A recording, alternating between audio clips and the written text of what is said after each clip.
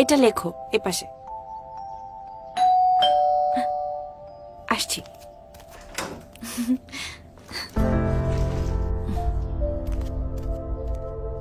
বাবা,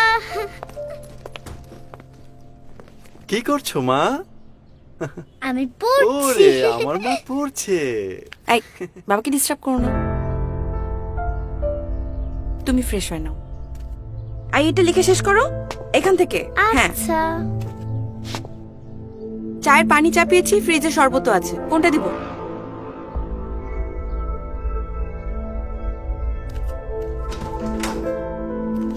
এই নাও।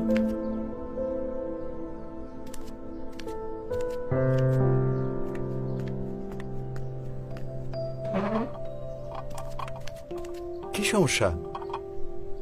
আমার হ্যাঁ তোমার। ঠান্ডা শরবত গরম চা সব একাকার করে ফেলেছো। আচ্ছা, আমি অফিস থেকে ফিরলে তুমি এরকম অস্থির হয়ে যাও কেন বলো তো? কি যে বলো না তুমি, সারাদিন অফিসে কত চাপ সামলাও, সংসারের পুরো দায়িত্ব একা তোমার কাঁধে। আমি তো চাকরিও করি না, এতটুকু যদি না করি।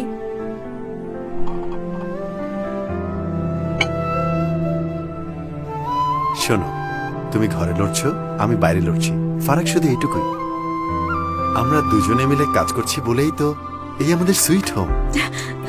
বাবা মা, দেখো আমি কত সুন্দর লিখেছি। দেখি দেখি। গৃহস্থালী কাজের মূল্য হিসাব করলে জিডিপিতে নারীর অবদান হবে 48%। কাজেই গৃহে ব্যস্ত নারীকে মূল্যায়নে দৃষ্টিভঙ্গি বদলাতে হবে সবার।